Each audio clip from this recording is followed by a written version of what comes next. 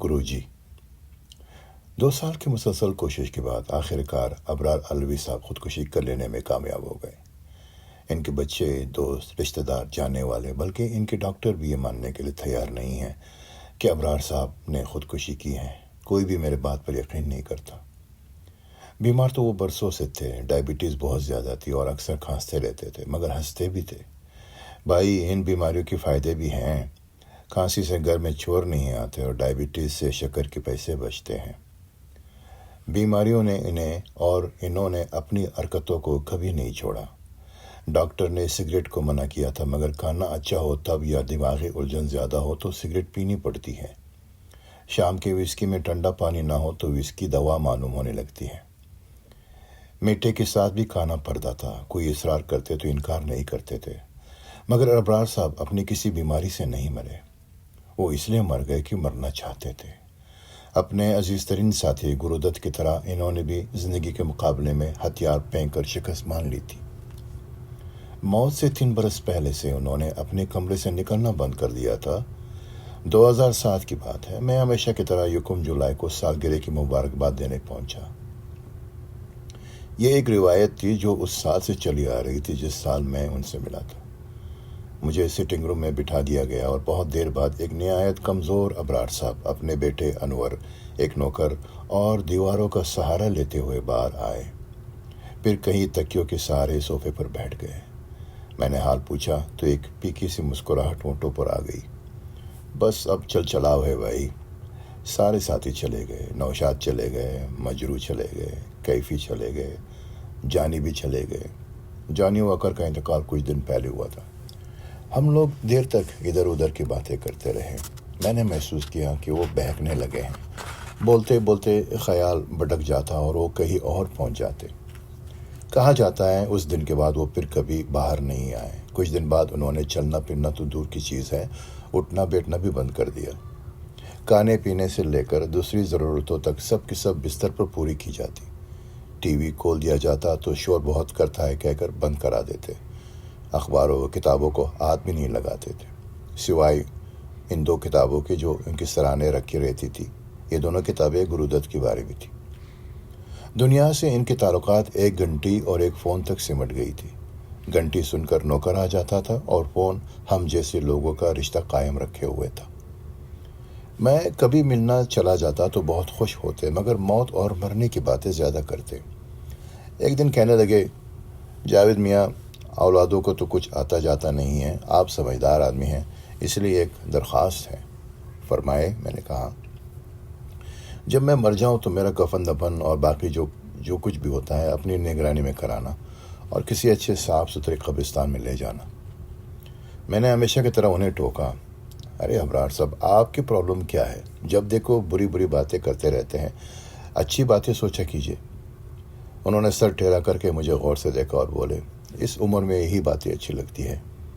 कुछ देर सोचते रहे, फिर बोले, मुसलमानों का डर नहीं होता तो मैं भी इस्मत जुख्ताई की तरह जल जाता। क्यों? जलने में ऐसी क्या ख़ास बात है? मैंने पूछा। मुस्कुराए और बोले, कौन महीनों तक सड़ता रहेगा यार। एक रात इनकी बेटे अनवर का फ़ोन आया, अब्बा बात करना चाहते हैं। मैं डर गया, शायद तबीयत ज़्यादा ख़राब हो गई है।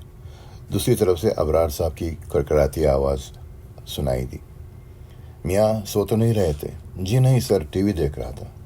भाई बात यह है कि इतना बोलकर चुप हो गए। जी अबरार साहब, मैं सुन रहा हूँ, फरमाइए क्या बात है। कुछ देर खांसते रहे, फिर हाँफते हुए बोले, माफ़ करना भाई, मैं भूल गया कि आपको क्यों फ़ोन कराया था। कोई बात नहीं, याद आ जाए तो बता दीजिएगा। तबीयत कैसी है आपकी? तबीयत तो बिल्कुल ठीक है। और फ़ोन बंद हो गया। कोई 5 मिनट बाद फिर घंटी बजी। अबरार साहब खुद बोल रहे थे, याद आ गया भाई, मैं ये पूछ रहा था कि किसी कब्रिस्तान में ट्रस्टियों में आपकी पहचान वाले हैं क्या? मुझे इनकी दिमागी हालत पर शक होने लगा। ये आधी रात को कब्रिस्तान और ट्रस्टी क्यों याद आ रहे हैं इनको? जी है तो नहीं, मगर पहचान निकाली जा सकती है। बात क्या है? मियाँ, सुना है कि साल 2 साल में कब्र खोद कर दूसरा मुर्दा दबा देते हैं। क्या ऐसा नहीं हो सकता कि डोनेशन वगैरह देकर कोई मुस्तकिल जगह मिल जाए? मैं मालूम करता हूँ सर। बड़ी मेहरबानी होगी मियाँ, قبر پکی بنوانا اور تختی ضرور لگوانا۔ جی بہتر۔ میں نے ایک لمبی سانس لی اور فون بند کر دیا۔ ڈاکٹر آتے، انہیں دیکھتے، طرح طرح کے ٹیسٹ کرتے اور پھر کہتے انہیں ایسی کوئی بیماری نہیں ہے کہ یہ اٹھنے بیٹھنے سے معذور ہو جائے، مگر وہ نہیں اٹھتے۔ لیٹے لیٹے کمر میں پہلے چالے اور پھر زخم پڑ گئے، پاؤں سوکھ کر سیاہ اور سخت ہو گئے، مگر ابرار صاحب اسی طرح لیٹے ہوئے کمرے کی دیوار کو تکتے رہے۔ کاش میں وہ ساری کہانیاں پڑھ سکتا جو انہوں نے اپنی بجھتی ہوئی آنکھوں کی روشنی میں کمرے کی سفید دیوار پر لکھی تھی۔ مجھے یقین ہے ان میں میری کہانی بھی رہی ہوگی۔ جب میں نے صحافت چھوڑی یعنی ضمیر بیچنے سے توبہ کی تو حالات اتنے خراب ہو گئے کہ بیوی کے زیور بیچنے کی نوبت آ گئی۔ ان پٹے حالات میں جب میں پاؤں کی انگلیاں چٹکاتا گم رہا تھا، ایک دن دادر اسٹیشن پر عزیز قیسی سے ملاقات ہو گئی۔ وہ میرے ساتھ روزنامہ انقلاب میں ایک زمانے تک کام کر چکے تھے اور یوں بھی محبت والے آدمی تھے۔ بڑے پیار سے ملے اور چائے پلانے کے لیے روپ تارا اسٹوڈیوز کی لے گئے، جہاں ان کی ایک پروڈیوسر کا دفتر تھا۔ میرے حالات سنے، بہت دیر تک خاموشی سے پریشان ہوتے رہے، پھر بولے ہوٹل سیزر پیلس میں میرا کمرہ ہے، کل وہاں آ جانا، بیٹھ کر سوچیں گے اور کوئی ترکیب نکالیں گے۔ دوسرے دن میں ہوٹل پہنچ گیا جہاں قیسی محمود کے لیے فلم ایک باپ 6 بیٹے کا اسکرپٹ لکھ رہے تھے۔ انہوں نے محمود کے لیے پہلے بھی ایک فلم لکھی تھی جو سپر ہٹ ثابت ہوئی تھی، اس فلم کا نام تھا کنوارا باپ۔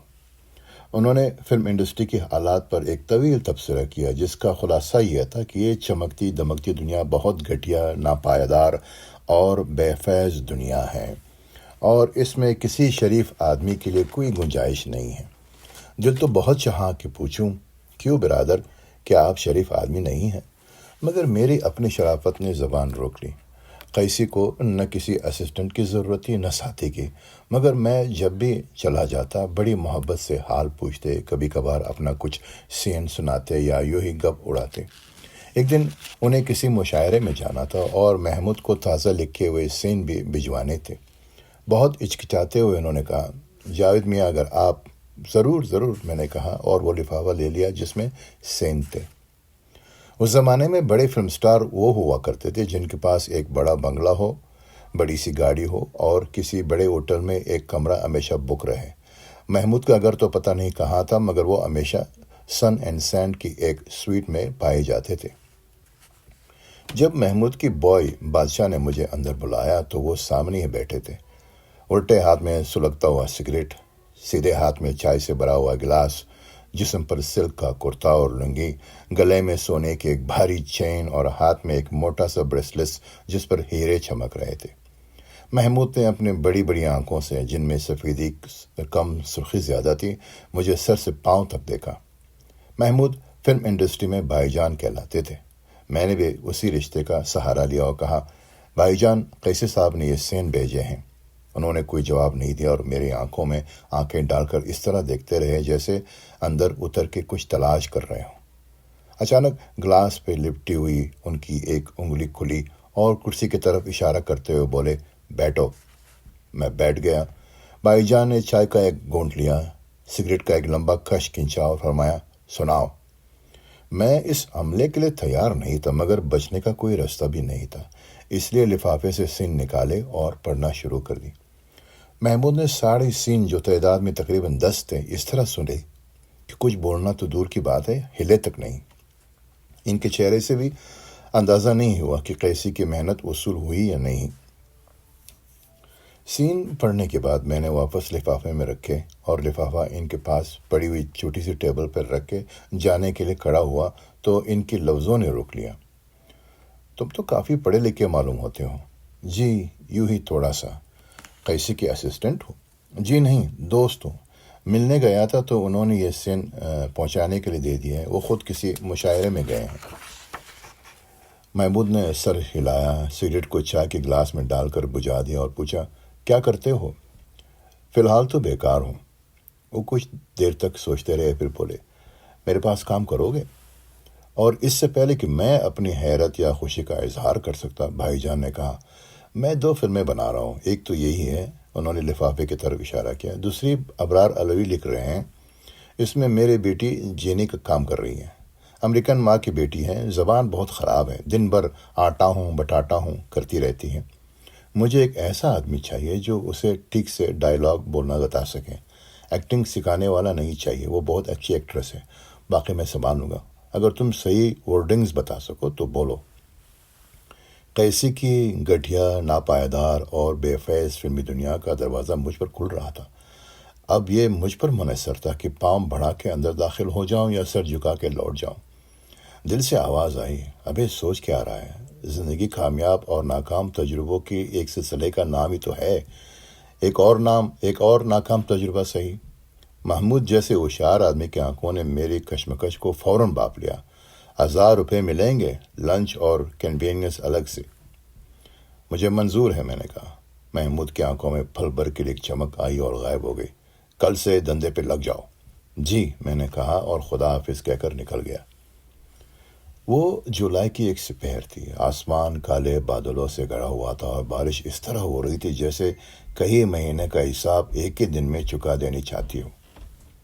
میں بھائی جان کی سویٹ کی بالکنی میں بیٹھا ہوا تھا اور اپنے سامنے سمندر پر چھائی ہوئی بارش کی دھند اور جاگ اڑاتی ہوئی موجوں کو دیکھ رہا تھا جو ہوٹل کی دیوار کو چھو رہی تھی، اور سوچ رہا تھا کہ بارش تو رکنے کا نام ہی نہیں لے رہی ہے۔ اگر لوکل ٹرینیں اور بسیں بند ہو گئے تو اپنے گھر کیسے جاؤں گا؟ اچانک بھائی جان اپنے کمرے سے باہر آ گئے اور بولے، جاوید میاں، چلے ابرار الوی کے گھر چلتے ہیں۔ آج وہ جینی اور جانی کا اسکرپٹ سنا رہے ہیں۔ میں بارش، بس، ٹرین اور اپنا گھر سب کچھ بھول کر کھڑا ہو گیا۔ چلیے۔ مجھے ابرار صاحب سے ملنے کی بڑی تمنا تھی۔ اس زمانے کی فلم رائٹرز میں ابرار صاحب کی وہی حیثیت تھی جو سنگیت میں بڑے غلام علی خان کی تھی۔ میں نے ان کا نام ہی سنا تھا، انہیں دیکھنا تو دور کی بات، ان کی تصویر بھی نہیں دیکھی تھی۔ ان سے ایک عجیب سی عقیدت تھی مجھ کو۔ ان کی ہر فلم دیکھنا اور ممکن ہو تو کئی بار دیکھنا لازمی تھا۔ پیاسا، کاغذ کے پھول، پروفیسر اور صاحب بی بی اور غلام جیسے فلمیں لکھنے والے ابرار الوی میرے لیے ایک نام نہیں تھے، وہ ایک نشان تھے، صاف ستھری اور بامقصد فلموں کا اور ایک نئی طرز تحریر کا جس میں نہلے پر دہلے والے بےمعنی مکالمے نہیں ہوتے تھے، جس میں لفظ وہی استعمال ہوتا تھا جہاں اس کی ضرورت ہوتی تھی اور جس میں 2 ڈائیلاگ کے بیچ کی خاموشی بولتی تھی۔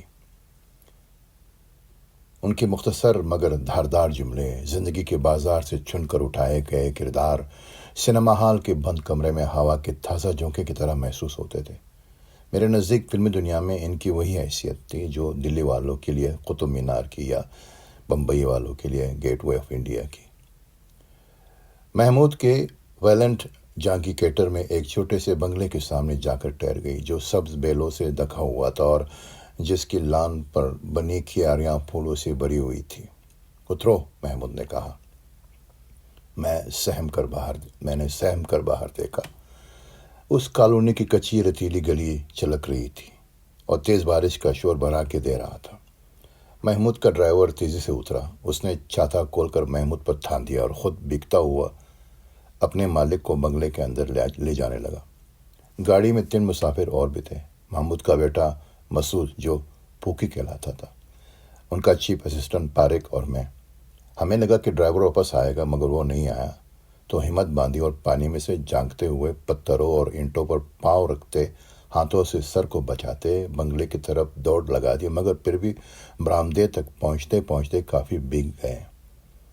اس برآمدے میں جو لکڑی کے ستونوں پر ٹکا ہوا تھا اور جس کی ہر ستون پر بڑے پتوں والی بیلیں بل کھا رہی تھی، کوئی بھی نہیں تھا۔ پکی نے برآمدے کے کونے کی طرف اشارہ کیا جہاں ایک دروازہ دکھائی دے رہا تھا۔ ہم تینوں اس کمرے میں گھس گئے۔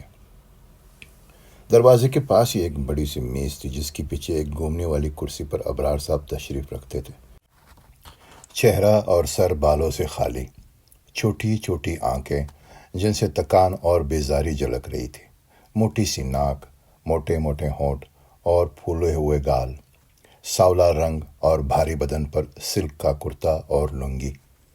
پہلی نظر میں وہ کوئی ایسا پہلوان نظر آتے تھے جو برسوں پہلے اکھاڑے کو خدا حافظ کہہ چکا ہوں۔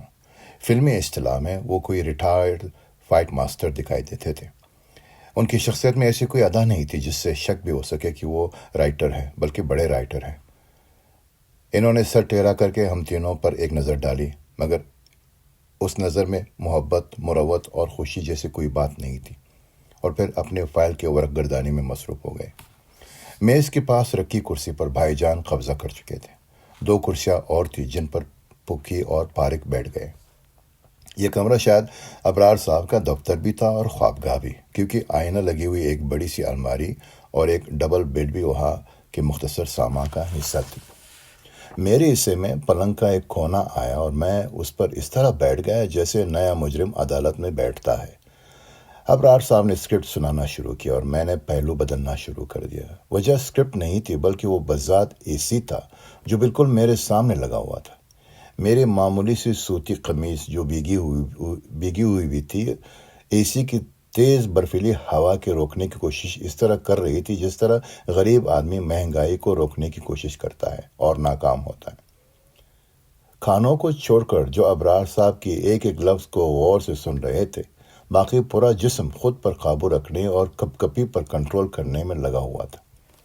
ابرار صاحب جس طرح اسکرپٹ سناتے تھے اسی طرح شاید ہی کوئی اور سنا سکے۔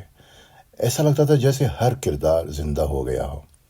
حد یہ کہ جب وہ اپنی بھاری کرشدار آواز میں کسی عورت کے ڈائیلاگ بھی سناتے تھے تو اجنبیت کا احساس نہیں ہوتا تھا۔ ذہن اور سماعت دونوں اسے قبول کر لیا کرتے تھے۔ مختصر یہ کہ ابرار صاحب نے سما باندھا۔ سننے والے ہش ہش کر اٹھے مگر ابرار صاحب کو تشفی نہیں ہوئی۔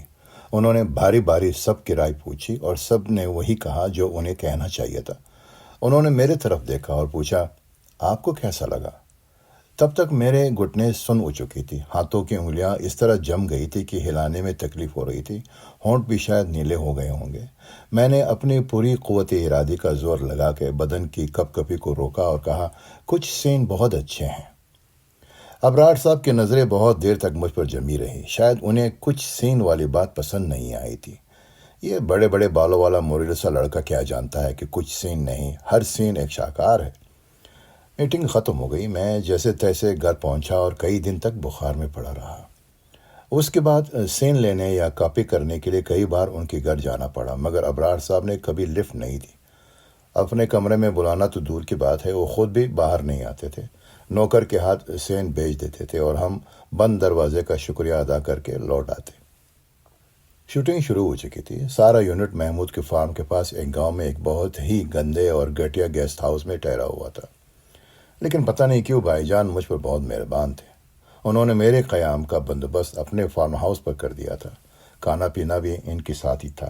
شاید اس کی ایک وجہ یہ بھی تھی کہ میں جینی کے قریب رہ سکوں اور اس کی زبان کو درست کرنے کے لیے زیادہ وقت مل سکے۔ ایک دن شوٹنگ سے کچھ دیر پہلے بھائی جان کا میک اپ مین عبدل میرے پاس آیا اور کہنے لگا، آپ کو بلا رہے ہیں۔ میں پہنچا تو دیکھا بھائی جان میک اپ کر کے تیار ہے اور ایک ہاتھ میں سگریٹ اور دوسرے میں چائے لیے بیٹھے ہیں۔ سامنے ان کے دونوں اسسٹنٹ کھڑے ہوئے ہیں جنہیں محمود نے حیران اور پریشان کا نام دیا تھا۔ حیران کے ہاتھ میں سین تھا اور پریشان ایک نوٹ بک میں کچھ لکھنے کی کوشش کر رہا تھا۔ جی بھائی جان، میں نے عرض کیا۔ بھائی جان نے سگریٹ والا ہاتھ اوپر سے نیچے تک ہلایا، اپنے بڑی بڑی آنکھوں سے جن میں نشے یا نیند کے گہرے گلابی دوڑے چمک رہے تھے مجھے گھوڑا اور حکم دیا، جاوید میاں ذرا یہ سین پڑھیے۔ میں نے سین پڑھنا شروع کیا۔ یہ محمود اور ایلن کے بیچ ایک لو سین تھا جس کی ابتدا کچھ اس طرح ہوتی تھی۔ فریم کے بائیں کونے میں ایک پیڑ دکھائی دے رہا ہے جس کی ڈالی پر 2 کبوتر بیٹھے ہوئے چونچے لڑا رہے ہیں۔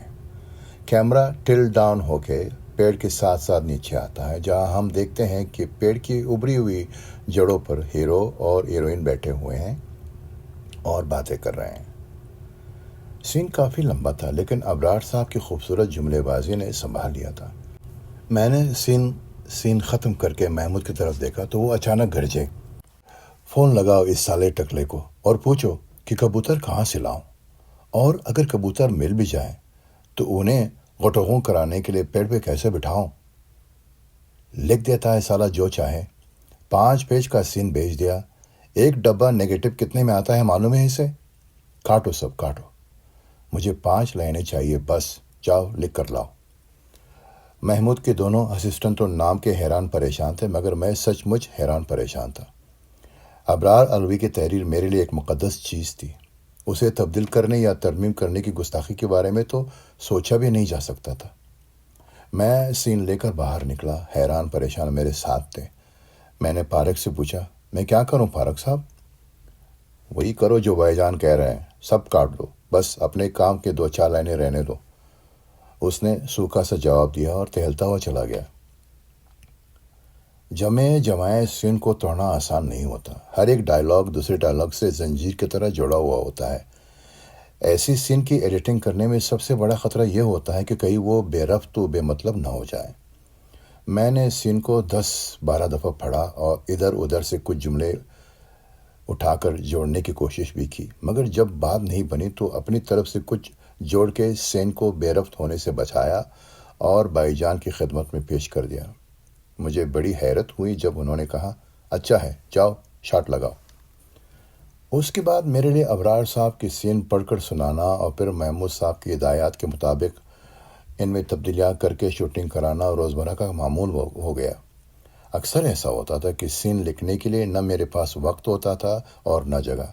بھائی جان سین سننے کے بعد اسے دوبارہ لکھنے کے لیے اتنا ہی وقت دیتے تھے جتنا ایک شاٹ سے دوسرے شاٹ کے بیچ میں ہوتا ہے۔ جب میں ابرار صاحب کے خوبصورت مکالموں کو کاٹتا تھا تو مجھے افسوس بھی ہوتا تھا، ڈر بھی لگتا تھا اور غصہ بھی آتا تھا، مگر مرتا کیا نہ کرتا۔ کبھی فٹ پاتھ پر، کبھی کسی گاڑی کی بونٹ پر اور کبھی کسی دروازے کی سیڑھیوں پر بیٹھ کر میں نے ان شہ پاروں کا جو حشر کیا وہ میرا دل ہی جانتا ہے۔ خدا خدا کر کے شیڈول ختم ہوا۔ بمبئی واپس جانے کی خوشخبری سنائی دی تو بہت اچھا لگا، مگر یہ ڈر بھی لگا کہ جب ابرار صاحب تک میری نازیبا حرکات کی خبر پہنچے گی تو وہ کیا کہیں گے۔ اور وہی ہوا۔ گھر پہنچ کے کچھ ہی ہفتے ہوئے تھے، ایک دن فون کی گھنٹی بجی اور ایک کرجدار آواز سنائی دی۔ جاوید صدیقی صاحب سے بات ہو سکتی ہے؟ میں ابرار علوی بول رہا ہوں۔ یہ اندازہ لگانا مشکل کام نہیں ہے کہ میری کیا حالت ہوئی ہوگی۔ محاورے میں نہیں بلکہ سچ مچ اوپر کی سانس اوپر اور نیچے کے نیچے رہ گئی۔ جی میں بول رہا ہوں، میں نے مری ہوئی آواز میں جواب دیا۔ میاں اگر تکلیف نہ ہو تو کسی دن گھر پر آئیے، ایک ضروری بات کرنی ہے۔ میں سمجھ گیا وہ ضروری بات کیا ہوگی۔ ذہن میں طرح طرح کی تصویریں بننے اور بگڑنے لگے۔ پتہ نہیں کیا کہیں گے، برا کہیں گے، گالیاں دیں گے، اگر ہاتھ اٹھائے بیٹھے تو کیا ہوگا۔ سنا ہے کہ بڑے ٹیڑھے آدمی ہیں اور منہ پٹ بھی ہیں۔ دل سے آواز آئی، بہانہ کر دے، خیریت اسی میں ہے۔ مگر منہ سے نکلا، جی میں حاضر ہو جاؤں گا۔ میں جب ابرار صاحب کے کمرے میں داخل ہوا، وہ اسی طرح اپنے گھومنے والی کرسی پر بیٹھے تھے۔ انہوں نے سر کو جنبش دیے بغیر صرف آنکھوں سے کئی بار میرا خط ناپا اور پھر ذرا تیز لہجے میں پوچھا، محمود کے یہاں میرے سین کی اصلاح آپ کرتے تھے؟ میں اس عملے کے لیے تیار تھا۔ میں نے عرض کیا، سر آپ تو بھائی جان کو جانتے ہیں، وہ وہی کرتے ہیں جو انہیں کرنا ہوتا ہے۔ میں نے بہت کوشش کی مگر وہ ہر سین کو اپنی طریقے سے لکھوانا چاہتے تھے۔ آئی ایم سوری سر، لیکن میں ان کی بات نہیں ٹال سکتا تھا، اسی لیے جو انہوں نے کہا میں نے لکھ دیا۔ زیادہ کوشش اس بات کی تھی کہ میں کنسٹرکشن بدل دوں مگر الفاظ آپ ہی کے رہیں۔ وہ بہت دیر تک میری آنکھوں میں دیکھتے رہے، پھر سر ہلا کے بولے، میں رش پرنٹ دیکھ چکا ہوں۔ آپ نے محمود سے میری عزت بچانے کی پوری کوشش کی، ورنہ وہ جاہل تو کچھ بھی کر سکتا ہے۔ میں نے ایک لمبی سانس لی اور کہا، پھر بھی میں اپنے گستاخی کی معافی چاہتا ہوں سر۔ محمود نے بتایا تم علی برادران کے خاندان سے ہو اور خلافت ہاؤس میں رہتے ہو؟ جی، میں نے عرض کیا۔ ابرار صاحب بہت دیر تک کچھ سوچتے رہے اور میں اسی طرح کھڑا رہا۔ کھڑکی کے باہر پھولوں کو دیکھتے دیکھتے اچانک انہوں نے مڑ کر کہا، یہ کرسی دیکھتے ہیں آپ؟ میں نے اس میز کے پاس پڑی ہوئی بیڈ کی لانگ چیئر کو دیکھا جس کا سفید رنگ جگہ جگہ سے اڑ گیا تھا اور جس پر ایک بڑا سا ریڈ کراس بنا ہوا تھا۔ کرسی کافی پرانی تھی اور اس پر گدا بھی نہیں تھا۔ کرسی کو غور سے دیکھ لینے کے بعد میں نے کہا، جی یہ وہ کرسی ہے جس پر سلیم جاوید والے سلیم خان بہت دنوں تک بیٹھتے رہے۔ میں چاہتا ہوں کہ آپ بھی اس پر بیٹھ جائیں تاکہ میں دنیا سے کہہ سکوں کہ سلیم اور جاوید دونوں میرے اسسٹنٹ رہ چکے ہیں۔ سلیم صاحب نے اس کرسی پر کتنے دن گزارے اور کیسے گزارے معلوم نہیں، مگر مجھے 4 ہی دن میں اندازہ ہو گیا کہ ابرار صاحب کے ساتھ کام کرنا مست ہاتھی کی سواری کرنے سے کم نہیں ہے۔ اس زمانے میں میرا قیام مشرقی ممبئی کے کالونی نہرو نگر میں تھا۔ جوہو آنے کے لیے ایک لمبا سفر طے کرنا پڑتا تھا۔ پہلے ٹرین کے ذریعے کرلا سے دادر آئیے، دادر سے دوسری ٹرین بدل کے سانتا کروز پہنچے، وہاں سے بس لیجیے اور جوہو کے آخری کونے پر اتر کے پیڈل مارچ کرتے ہوئے جانکی کوٹر پہنچے۔ میں روزانہ 9 بجے کے قریب گھر سے نکلتا اور 11 بجے تک ابرار صاحب کے بنگلے پر پہنچ جاتا تھا۔ ابرار صاحب دیر تک جاگتے تھے، اسی لیے اٹھتے بھی دیر سے تھے۔ اکثر ایسا ہوتا کہ میں پہنچتا تو وہ آرام میں ہوتے، کبھی جاگتے ہوئے بھی مل جاتے تو اس طرح کی ٹوتھ برش منہ میں دبا ہوتا اور اپنی پھولوں سے ان کے احوال پوچھ رہے ہوتے۔ آگے آگے ابرار صاحب اور پیچھے پیچھے مالی، وہ ہر کیاری پر رک رک کے اس کا جائزہ لیتے، مالی کو کبھی سمجھاتے بھی کبھی ڈانٹتے، اور جب پھولوں کا طواف کر لیتے تو مجھ پہ ایک نظر ڈالتے اور کہتے، بس بھائی میں نہا کر ابھی آیا، آپ تب تک چائے پیجیے، اور یہ کہہ کر وہ غائب ہو جاتے، اور میں ابرار صاحب کے بچوں کے ساتھ، جو مجھے اپنے ہی گھر کا ایک فرد سمجھنے لگے تھے، گپیں مارنے لگتا۔ کوئی گھنٹے بھر بعد ایک دلہے دلہائے ابرار صاحب برآمد ہوتے اور ڈائننگ ٹیبل پر بیٹھ کر آواز لگاتے، ارے کم بختو کچھ کھانے کو ہے؟ وہ ناشتہ کرتے جاتے اور زور زور سے سر ہلا کر باتیں کرتے جاتے۔ عام طور پر اس ناشتہ نما کھانے پر جن موضوعات پر اظہار خیال ہوتا وہ 3 تھے: اچھے نوکروں کی کمی، بچوں کی بڑھتی ہوئی نالائقی اور گھٹیا فلموں کی بہتات۔ کوئی 1 بجے کے قریب ابرار صاحب اپنی کرسی سنبھالتے اور میں اپنی۔ وہ کھانستے کھنکارتے، کچھ تکے تکے سانسیں لیتے اور پھر ایک شیشی میں سے ایک ٹیبلٹ نکالتے، بڑی احتیاط سے اس کے 2 ٹکڑے کرتے اور ایک ٹکڑا پانی سے نگل کر کرسی کی پشت سے سر ٹکا دیتے۔ بھائی اب جب گولی گنگنائے گی تو کچھ سٹر پٹر کریں گے، آپ جائیے بچوں کے ساتھ کچھ کھا پی لیجیے۔ میرا لنچ ختم ہوتے ہوتے اور ان کی گولی گنگناتے کوئی 3 بج جاتے، اور تب ابرار صاحب پوچھتے، ہاں تو ہم کہاں تھے؟ اور یہ وہ وقت ہوتا جب صحیح معنوں میں کام شروع ہوتا۔ میں نے ایک اچھی عادت یہ بنائی تھی کہ پچھلے دن کا سارا ڈسکشن ایک نوٹ کی شکل میں لکھ لیا کرتا تھا۔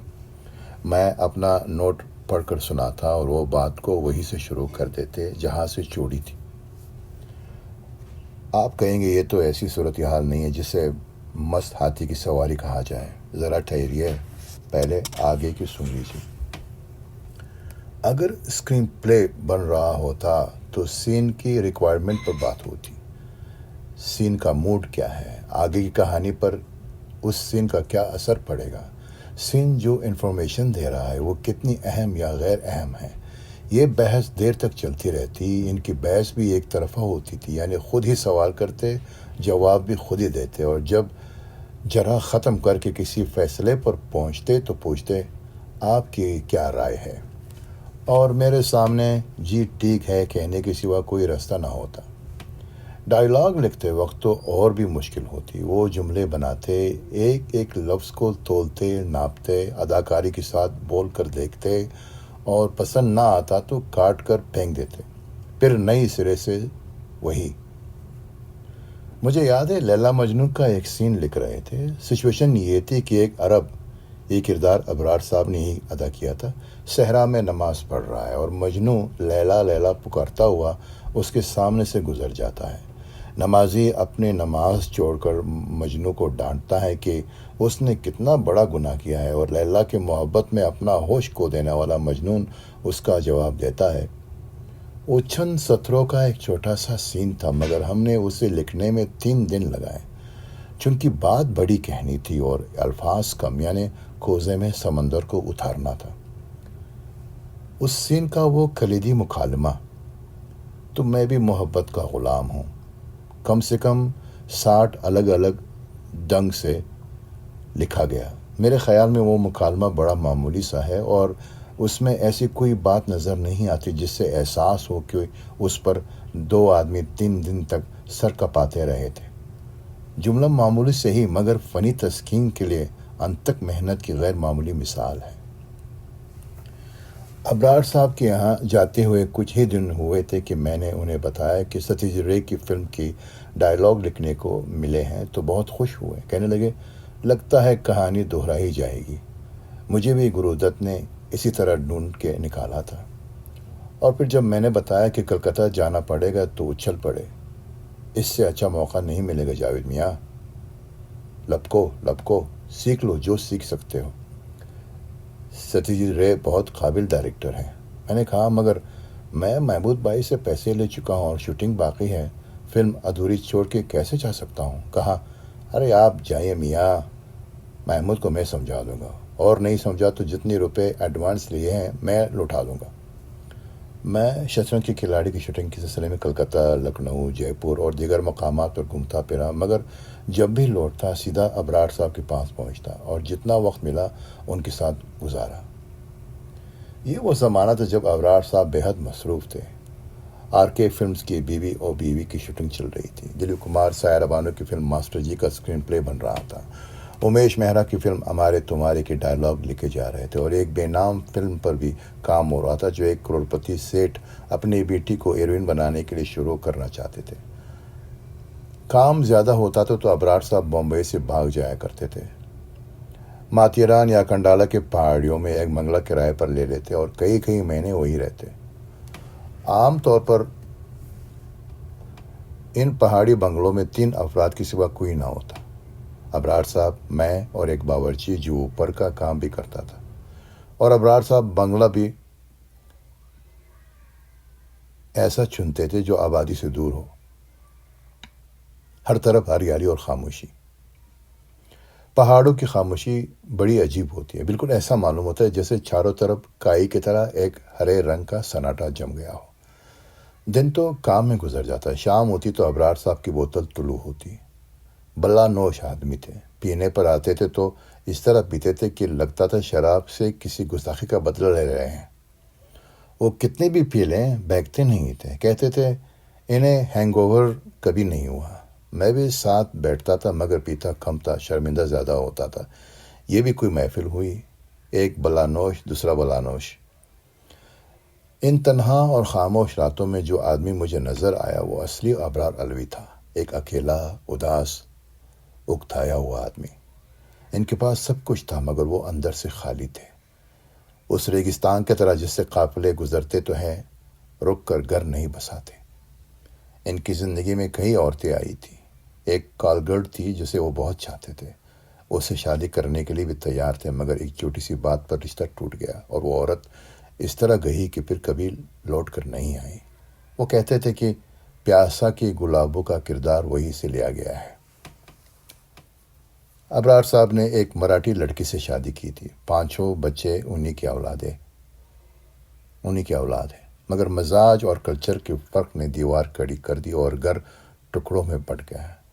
ایک ایکٹریس تھی جو بیوی سے علیحدگی کے بعد ایک عرصے تک ہمدم و دمساز بنی رہی، مگر ان کی مجبوری یہ تھی کہ وہ محبوبہ تو رہنا چاہتی تھی، ابرار صاحب کے بچوں کی ماں بننے کو تیار نہیں تھی، اس لیے وہ رشتہ بھی ٹوٹ گیا۔ بڑی بہن نے بہت کوشش کی کہ کسی طرح اجڑا ہوا گھر بس جائے، نہ جانے کہاں سے جمع کر کے بہت سی کم عمر بیواؤں اور عمر رسیدہ کنواریوں کی تصویریں بھیجیں۔ ابرار صاحب وہ تصویریں دکھاتے تھے، ان خواتین کا بایو ڈاٹا بتاتے تھے اور پوچھتے تھے آپ بتائیں کون سی مناسب رہے گی، یا پھر اکڑ بکڑ بمبے بو کرو۔ وہ جس تنہائی کو بانٹنا چاہتے تھے وہ ان کے اندر تھی اور بہت گہرائی میں تھی۔ ڈر یہی تھا کہ اگر کوئی اس گہرائی تک نہ اتر پایا تو کیا ہوگا۔ ابرار صاحب کو اپنے بچوں سے بھی وہ نہ مل سکا جو ملنا چاہیے تھا، مگر اس کی پوری ذمہ داری خود ابرار صاحب کی تھی۔ وہ ایک جاگیردارانہ بلکہ آمرانہ ماحول کے پیداوار تھے۔ ان کے والد الطاف علوی مدھیہ پردیش میں DIG تھے، جن کے 4 بیویاں اور 16 بچے تھے۔ ابرار صاحب نے اپنے والد کو 20 آدمیوں کی کنبے، درجنوں نوکروں اور سینکڑوں سپاہیوں پر اس طرح حکومت کرتے دیکھا کہ کبھی کسی کو شکایت کی آواز بلند کرنے کا موقع بھی نہ ملا۔ ابرار صاحب بھی اپنے گھر میں کچھ ویسا ہی ماحول چاہتے تھے، مگر ماڈرن سکولوں اور کالجوں میں جانے والے بچے ان پرانی تہذیبی قدروں کو کیا سمجھتے، اور انہیں بتانے والا بھی کون تھا؟ نوکر تو تربیت دینے سے رہے۔ ابرار صاحب کی ساری زندگی 3 مورچوں پر لڑتے ہوئے گزری۔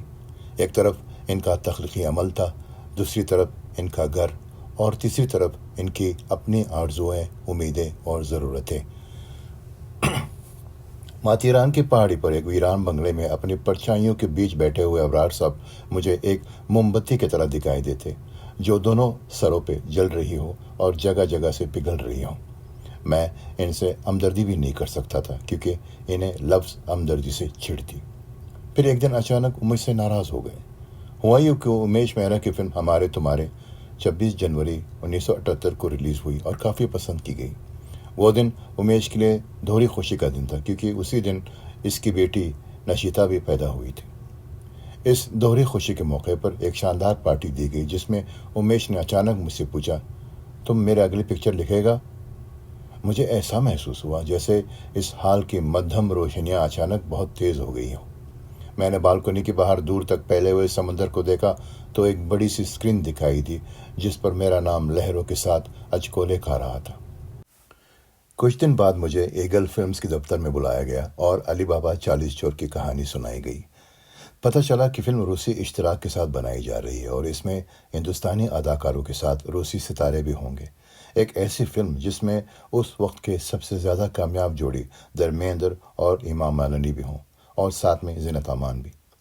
और मुझ जैसे नौसिखे को मिल जाए तो जो हालत होनी चाहिए वो मेरी भी हुई। मैं ये खबर सबसे पहले अबरार साहब को सुनाना चाहता था, इसीलिए मिठाई का एक डब्बा लिया और इनके घर पहुंच गया। अबरार साहब की बड़ी बेटी शबनम बाहर ही मिल गई। उसने मुझे देखते ही कहा, अब्बा से मिलने मत जाना, बहुत गुस्से में है और आपसे बहुत ज़्यादा नाराज़ हैं। मुझसे नाराज़ है? मैं हैरान हो गया। शबनम ने बताया कि अबरार साहब मुझे धोखेबाज, दगाबाज, आस्ती का सांप और न जाने क्या क्या कह रहे हैं। इनका ख्याल है कि आपने जानबूझकर अब्बा का पता कटवाया और इतनी बड़ी फिल्म हासिल कर ली। मैंने कहा, ऐसी सूरत में तो इनसे मिलना बहुत ज़रूरी है, ताकि मैं इन्हें असलियत बता सकूं। मगर शबनम ने मना कर दिया। आप तो अब्बा को जानते हैं, जो बात उनके दिमाग में आ जाती है उसे कोई नहीं निकाल सकता। आप मिलेंगे तो समझेंगे कि जले पर नमक चढ़कने आया है। मुझे इतनी तकलीफ़ पहुंची कि आंखें जलने लगी, मगर शबू ठीक कह रही थी। अबरार अलवी को कायल करना पत्थर से दूध निकालने की तरह नामुमकिन था। मैं सर झुका के लौटने लगा तो शबनम ने रोक लिया। ये मिठाई कहाँ ले जा रहे हैं? ये तो देते जाइए। अब्बा नाराज़ है तो क्या हुआ? हम तो बहुत खुश हैं कि आपको इतनी बड़ी फिल्म मिली है। Wish you all the best. मैं डब्बा दे के चला आया, मगर जो खुशी और जोश था वो ख़त्म हो चुका था। इस वाक़े के बरसों बाद तक अबरार साहब ने मुझसे बात नहीं की। कभी किसी जगह आमना सामना हो भी जाता तो मुँह फेर लेते थे।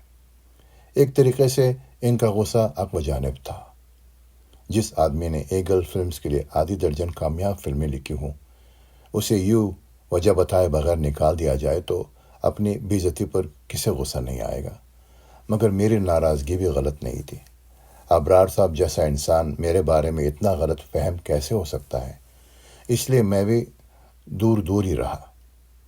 अचानक एक दिन अनवर का फ़ोन आया। अब्बा आपसे बात करना चाहते हैं।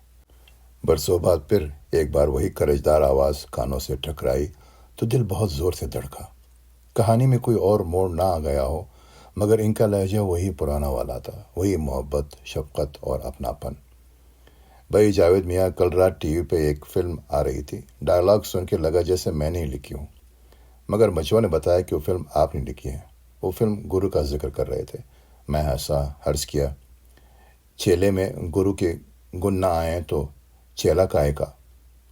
बड़े प्यार से बोले, हाँ ये तो है, किसी दिन वक्त मिले तो आइए, बहुत दिन से मुलाकात नहीं हुई। मैं दूसरे दिन ही पहुंच गया, बिल्कुल उसी तरह मिले जिस तरह जैसे मिलते थे। ऐसा लगा ही नहीं कि इस रिश्ते में कभी कोई दरार भी आई हो। मैंने इनसे कभी नहीं पूछा कि हुजूर आपकी गलतफहमी कैसे दूर हो गई, और न इन्होंने बताया, मगर दूसरे ज़राए से मालूम हुआ कि अबरार साहब को ईगल फिल्म से निकाले जाने और एक नई राइटर को लेने की वजह दो थे। एक तो अबरार साहब की ज़िद्दी तबीयत, और दूसरी ये कि उन्होंने कहा था अगली फिल्म की 75,000 रुपये लूँगा। मुझे अली बाबा 40 चोर लिखने के लिए 12,000 रुपये दे गए थे। अबरार साहब के पास आना जाना तो पहले की तरह हो गया, मगर मैं इनके साथ कोई काम नहीं कर सका, क्योंकि मेरे अपने पास बहुत ज़्यादा काम था। मैं इनको असिस्ट करने का वक्त निकाल ही नहीं सकता था। ابرار صاحب میرے ترقی سے خوش تھے. وہ اسے اپنی کامیابی مانتے تھے. اکثر کہا کرتے تھے، آپ لمبی ریس کے گھوڑے ہیں میاں، بس ذرا دھیان رکھنا، ہٹ ہو جائے تو دماغ نہ خراب کرنا، اور فلاپ ہو جائے تو الزام کسی اور کو مت دینا. کامیابی اور ناکامی ایک ہی سکے کی دو پہلو ہے، اور یہ سکہ آپ کا ہے. اسی زمانے کی بات ہے کہ ایک دن مجھے حکم ملا، شام کو ضرور آئیے، کچھ بات کرنی ہے. میں پہنچا تو بہت تکے تکے سے لگ رہے تھے. آداب سلام کے بعد دیر تک چپ بیٹھے رہے. پھر بولے، میاں آپ تو جانتے ہیں میں حجرے کا فقیر ہوں، نہ کہیں جاتا ہوں نہ کسی کو بلاتا ہوں.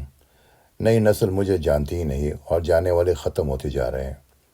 اور یہ فلم انڈسٹری تعلقات کی دنیا ہے.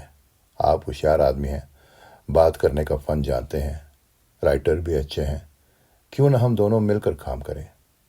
میں وکٹ سنبھالتا ہوں، آپ بیٹنگ کیجئے، کیا خیال ہے؟ ایک آسمان جھک کر زمین کو ساتھ آنے کی دعوت دے رہا تھا. ابرار علوی اور جاوید صدیقی کا پارٹنرشپ. میری صلاحیت کو اس سے بڑا سرٹیفکیٹ نہیں مل سکتا تھا. میں جانتا تھا کہ وہ جو کچھ کہہ رہے ہیں اس میں خلوص اور ایمانداری ہے. میں یہ بھی جانتا تھا کہ ان کے پاس کام بہت کم ہے اور صحت بھی گرتی جا رہی ہے. بلغمی کانسی اور ڈائبٹیز جیسی بیماریاں انہیں کوکھلا کر رہی ہیں. انہیں میری ضرورت ہے. مگر یہ بھی جانتا تھا کہ برگد کی عظیم اور تناور درخت کے نیچے اگے ہوئے پودوں پر کسی کی نظر نہیں جاتی. بہت دیر سوچنے کے بعد ڈرتے ڈرتے وہ بات کہہ دی جو سوچ رہا تھا. وہ بہت دیر تک میرے آنکھوں میں دیکھتے رہے، پھر اچانک مسکرا دیے اور میرے ہاتھ پر اپنا ہاتھ رکھ کر بولے، ٹھیک کہتے ہو، کریڈٹ اسی کو ملتا ہے جس کا نام ہوتا ہے. میرے ساتھ بھی یہی ہوا. میرے محنت کا کریڈٹ کسی اور کو دیا گیا. بہت سے لوگ آج تک یہی سمجھتے ہیں کہ سائے، بیوی اور غلام میں نے نہیں ڈائریکٹ کی تھی. اس دن پہلی بار مجھے معلوم ہوا کہ لفظ بھی ڈنک مار سکتے ہیں. برسوں گزر چکے ہیں مگر آج بھی ابرار صاحب کی اس بات کا درد محسوس کر سکتا ہوں. ابرار صاحب کی دلچسپیاں بہت محدود تھیں. انہیں صرف 3 چیزیں پسند تھیں: پھول، مہدی حسن اور کرکٹ. پھولوں کے بارے میں تو میں بتا چکا ہوں. نہ جانے کہاں کہاں سے پودے منگوا کے لگواتے، اور جب ان میں پھول آتے تو چہرے کی چمک دیکھنے کے قابل ہوتی. پھولوں سے اتنا پیار کرتے تھے، مگر ایک اچھی عادت یہ تھی کہ کبھی توڑ کر میزیں نہیں سجاتے تھے. مجھے بھی گلدانوں میں لگے ہوئے پھول دیکھ کر بہت تکلیف ہوتی ہے. ایسا لگتا ہے جیسے قتل عام کے بعد سر چندے گئے ہوں. کرکٹ سے دلچسپی کا عالم یہ تھا کہ اگر میچ آسٹریلیا میں ہوتا تھا تو صبح 3 بجے اٹھ کر بیٹھ جاتے اور اپنے ٹرانزسٹر سے کان لگا کر جم جاتے، جس میں سے کامنٹری تو کم سنائی دیتی تھی، کڑکڑ کٹ کٹ کی آوازیں زیادہ آیا کرتی تھی. انڈیا پاکستان کا شاید ہی کوئی ٹیسٹ ہو جس کی تفصیل انہیں یاد نہ ہو. جہاں تک مجھے معلوم ہے ابرار صاحب کو موسیقی سے کوئی خاص دلچسپی نہیں تھی، مگر نہ جانے کیسے انہیں غزل، اور وہ بھی مہدی حسن کی غزل کا چسکا لگ گیا. بس پھر کیا تھا، مہدی کا وہ کون سا کیسٹ تھا جو ابرار صاحب نے حاصل نہ کر لیا ہو. زیادہ تر ایسا ہوتا کہ شام ہوتی، بوتل کھلتی اور مہدی کی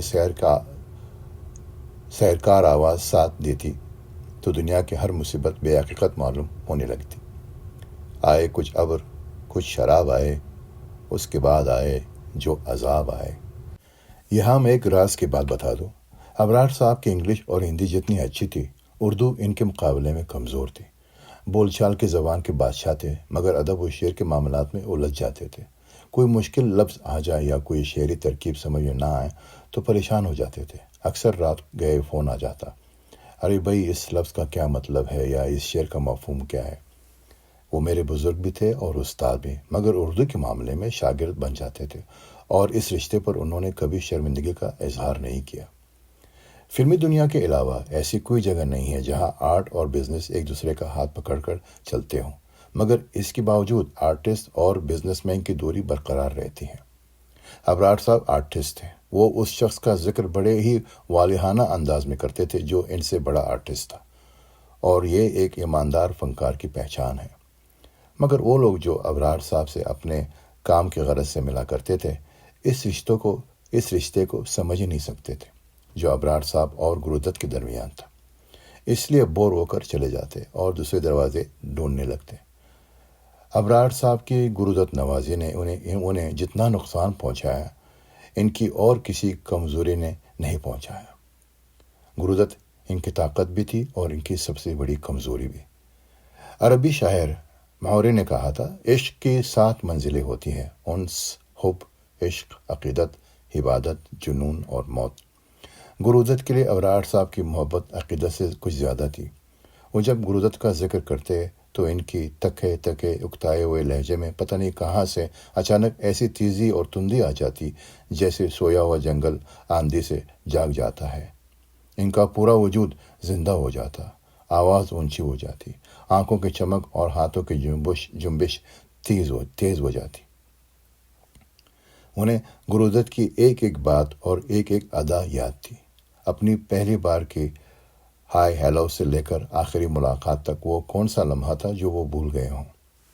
ناگپور سے LL.B کرنے کے بعد بامبے اس لیے آئے تھے کہ بڑا شہر ہے، کورٹ کچہریاں بھی بہت سے ہیں، کہیں نہ کہیں تو ایک اور کالے کوٹ والے کی جگہ نکل ہی آئے گے۔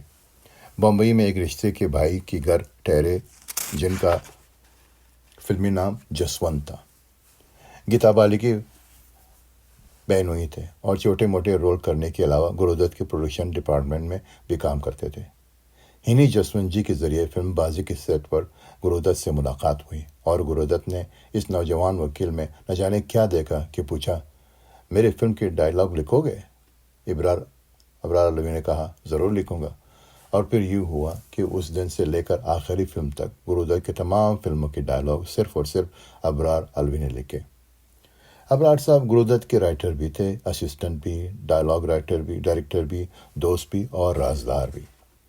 گرودت کی زندگی میں بہت سے ایسے گوشے تھے جن تک ابرار صاحب کے سوا اور کوئی نہیں گیا۔ گرودت کی زندگی اور موت پر بہت سی جھوٹی سچی کہانیاں بنائی گئی، مگر حقیقت کیا تھی یہ صرف ابرار صاحب جانتے تھے، یا اب میں جانتا ہوں، مگر میری زبان بھی ابرار صاحب سے کہی ہوئی وعدے نے بند کر رکھی ہیں۔ وہ اپنے گرو کی بید نہیں کھولنا چاہتے تھے، تو میں اپنے گرو کی راز کیوں کھولوں؟ ابرار صاحب انسانی سیرت کو بہت اچھی طرح سمجھتے تھے۔ ان کے چھوٹے چھوٹے نکڑے ہوئے جملے انہیں مکالمہ نگاروں میں ایک الگ اور ممتاز مقام دیتے ہیں۔ جو ظرافت اور ہلکی پھلکی شرارت ان کے مکالموں میں ملتی ہے، ویسے ہی ظرافت ان کی روزمرہ میں بھی تھی۔ ITV اردو کے لیے میں ایک سیریل کرتا تھا جس کا نام تھا جاوید صدیقی کے مہمان۔ آدھے گھنٹے کا یہ ہفتہ وار پروگرام بہت ہی مقبول تھا اور شعر و ادب، فلم، ثقافت اور مصوری سے جڑے نامور لوگ انٹرویو دینے آ چکے تھے۔ میں نے ابرار صاحب کو دعوت دی تو کہنے لگے، میں ضرور آؤں گا اور اپنی تشریف بھی لے کر آؤں گا۔ بات ہنسی میں ٹل گئی، مگر جب ابرار صاحب اسٹوڈیو آئے تو ان کے ہاتھ میں اسکوٹر کی پہیے کی سائز کا ایک ٹیوب تھا جس میں ہوا بھری ہوئی تھی۔ میں نے پوچھا، یہ کیا ہے؟ فرمایا، یہ میری تشریف ہے، پہلے یہ رکھی جائے گی پھر میں بیٹھوں گا۔ پتہ چلا کہ ان کی ریڑھ کی ہڈی بڑھ گئی ہے اور بیٹھنے میں تکلیف ہوتی ہے، اس لیے ٹیوب کا استعمال کرتے ہیں۔ کہنے لگے، میاں، میری بیماری سے ثابت ہوتا ہے کہ انسان واقعی بندر کی اولاد ہے، مگر اللہ کا شکر ہے کہ دم زیادہ نہیں بڑھی ہے، ورنہ ایک زپ پیچھے بھی لگانی پڑتی۔ جملہ چست کرنے میں بھی تکلف سے کام نہیں لیتے تھے، چاہے سامنے والے کو اچھا لگے یا برا، وہ اپنے دل کی بات کہہ دیا کرتے تھے۔ ایک مشہور ڈائریکٹر تھے، ان کی ایک فلم بہت کامیاب ہوئی اور ڈائریکشن کے لیے فلم فیئر ایوارڈ ملا۔ کچھ دن بعد معلوم ہوا کہ اپنی اگلی فلم میں وہ خود ہی لکھ رہے ہیں، تو ابرار صاحب سے رہا نہ گیا۔ ایک پارٹی میں ملاقات ہوئی تو ڈائریکٹر صاحب کے کندھے پر ہاتھ رکھا اور بڑے پیار سے بولے، یہ لوہے کی گڑیا بھی عجیب چیز ہے، سنا ہے جس سے ملتی ہے وہ رائٹر بھی بن جاتا ہے۔ ڈائریکٹر صاحب پر جو گزری ہوگی اس کا اندازہ کیا جا سکتا ہے، مگر اس کا فائدہ یہ ہوا کہ انہوں نے فلم لکھنے کا ارادہ ترک کر دیا۔ ایسا ہی ایک مزیدار قصہ اور بھی یاد آتا ہے۔ ایک دن میں اور ابرار صاحب کسی بحث میں الجھے ہوئے تھے کہ ان کے ایک رشتہ دار آ گئے۔ ابرار صاحب نے فائل بند کیا اور بہت دیر تک عزیزوں اور رشتہ داروں کی خیر و عافیت معلوم کرتے رہے۔ جب کافی دیر ہو گئی اور یہ سمجھ میں نہیں آیا کہ ان حضرت کی آمد کی وجہ کیا تھی تو رہا نہ گیا۔ پوچھا، اچھا میاں، یہ تو بتائیے کہ یہاں میرے پاس کس کام سے آنا ہوا؟ وہ صاحب مسکرائے اور کہنے لگے، جی کام وام تو کچھ نہیں، جوہو آیا تھا، سوچا آپ کو بھی دیکھتا چلوں۔ ابرار صاحب اپنے وقت کی بربادی پر بنا کر بولے، میاں میں کوئی قطب مینار ہوں کہ دلی آیا تو دیکھتا چلوں، اگلے دفعہ کوئی کام ہو تبھی آئیے گا۔ ان کا بے باک اور بے لاگ ہونا کبھی کبھی خطرناک صورتحال پیدا کر دیتا تھا۔ جب جانکی کوئٹر کا بنگلہ چھوڑ کر اوشیوارا اندھیرے میں رہنے آئے تو پاس ہی ملت نگر تھا، جس کے مسجد میں کچھ جوشیلے مسلمانوں نے ایسے لاؤڈ سپیکر لگا رکھے تھے کہ اذان کے وقت ملت نگر تو چھوڑیے، آس پاس کا علاقہ بھی تھرا اٹھتا تھا۔ ابرار صاحب نے ٹرسٹی صاحبان کو سمجھانے کی کوشش کی تو وہ سمجھنا دور کی بات ہے، سننے کے لیے بھی تیار نہیں ہوئے۔ ابرار صاحب سیدھے پولیس اسٹیشن پہنچے اور کمپلین لکھوائی کہ شہر میں جتنی اونچی آواز کی اجازت ہے یہ اذان اس سے کہیں زیادہ ہے۔ پولیس مسجد پہنچی اور لاؤڈ سپیکر کی اونچی آواز مدھم کر دی گئی۔ کچھ دن میں لوگوں کو معلوم ہو گیا کہ شکایت کس نے کی تھی۔ اس لیے ایک جمعہ کو جب ابرار صاحب نماز پڑھ کر نکلے تو بہت سے لڑکوں نے گھیر لیا۔ ایک نے کھڑک کر کہا، ارے تو کیسا مسلمان ہے، اذان کے خلاف پولیس میں شکایت کرتا ہے؟ ابرار صاحب نے اس کا اٹھا ہوا ہاتھ پکڑ لیا، اس سے اونچی آواز میں گرجے، جاہلو، شکر کرو کہ شکایت ایک مسلمان نے کی تھی، کوئی ہندو کرتا تو فساد ہو جاتا، چلو جاؤ اپنا کام کرو۔ اس دن سے آج تک اذان کی آواز اتنی ہی بلند ہے جتنی ہونی چاہیے۔ وقت اور حالات نے ابرار صاحب کی ظرافت کو طنز اور تعریض میں اور پھر بد مزاجی میں تبدیل کر دیا تھا۔ جب ان کے پاس فلمیں نہیں رہے تو سیریل لکھنے لگے۔ ہندوستانی سیریلز کی گھٹیا اور غیر معیاری ہونے کی سب سے بڑی وجہ یہ ہے کہ ڈائریکٹر سے لے کر چینل کا چپراسی تک یہ سمجھتا ہے کہ اس کی انگلیاں دیکھنے والوں کی نبض پر رکھی ہوئی ہے۔ نتیجے میں لکھنے والوں کے سامنے ایسے مشورے تک آتے ہیں کہ عقل کا منہ کھلا رہ جاتا ہے۔ ابرار صاحب بہت دن تک تو دخل در معقولات کو برداشت کرتے رہے، مگر ایک دن پیمانہ چلک ہی گیا۔ سیریل کے اسسٹنٹ ڈائریکٹر کا فون آیا اور اس نے اسکرپٹ میں کسی تبدیلی کی درخواست کی۔ ابرار صاحب نے بڑے اطمینان سے اس کی بات سنی اور پھر بہت پیار سے بولے، اپنے جاہل ڈائریکٹر سے کہہ دینا میں اس کا سیریل نہیں لکھ رہا ہوں، اور فون بند کر دیا۔ مجھ تک خبر پہنچی تو حسب معمول سمجھانے کی کوشش کی، ارے ابرار صاحب آپ نے دنیا کو سنوارنے کا ٹیکہ لیا ہے کیا؟ اگر کچھ لوگ اپنی جہالت میں خوش ہیں تو رہنے دیجیے، وہ جو کہتے ہیں کر دیجیے، عذاب و ثواب ان کے سر۔ فرمایا، ضرور کر دیتا میاں، مگر ہر ایپیسوڈ میں میرا نام بھی آتا ہے، میں اپنے نام کو کیا جواب دوں گا؟ 18 نومبر 2009 کی رات کو 10 بجے انور کا فون آیا، ابا چلے گئے جاوید صاحب۔ میں اسی وقت ان کے گھر پہنچا، مگر کمرے کے اندر نہیں گیا بلکہ باہر ہی بیٹھ گیا۔ میری ایک بری یا اچھی عادت یہ ہے کہ میں مرنے والوں کا چہرہ نہیں دیکھتا، تاکہ وہ جب بھی تصور میں آئے زندگی کے ساتھ آئے۔ ابرار صاحب کی سٹنگ روم میں بیٹھے بیٹھے میں انہیں یاد کرتا رہا اور میرے نظریں گرودت کی تصویر پر رک گئی جو ایک سائڈ ٹیبل پر رکھی ہوئی تھی۔ کتنی مماثلت تھی ابرار الوی اور گرودت کی زندگی میں۔ دونوں نے اپنا عروج دیکھا اور زوال بھی۔ دونوں کو اپنی ذاتی زندگی میں کبھی سکون نہیں مل سکا۔ دونوں زندگی کی ریگستان میں چھاؤں ڈھونڈتے ڈھونڈتے تھک گئے تو ہار کر بیٹھ گئے۔ ایک نے اپنی ہار دسمبر 1964 میں قبول کی تھی اور دوسرے نے نومبر 2009 میں۔ میں بہت دیر تک ان ہارے ہوئے بہادروں کے بارے میں سوچتا رہا، مگر سمجھ میں نہیں آیا کہ وہ کس سے ہارے تھے، وقت سے یا خود سے۔ دوسرے دن صبح اوشیوارا کے قبرستان میں دفن کر دیا گیا۔ جنازے میں صرف 9 آدمی تھے، اور اگر ان کی 3 بیٹوں کو بھی شامل کر لیا جائے تو 12۔ یہ اس آدمی کا آخری سفر تھا جس کی ایک ایک لفظ پر لاکھوں ہاتھ تالیاں بجانے کے لیے اٹھ جایا کرتے تھے۔ اس دن فاتحے کے لیے بھی کوئی ہاتھ اٹھانے والا نہیں تھا۔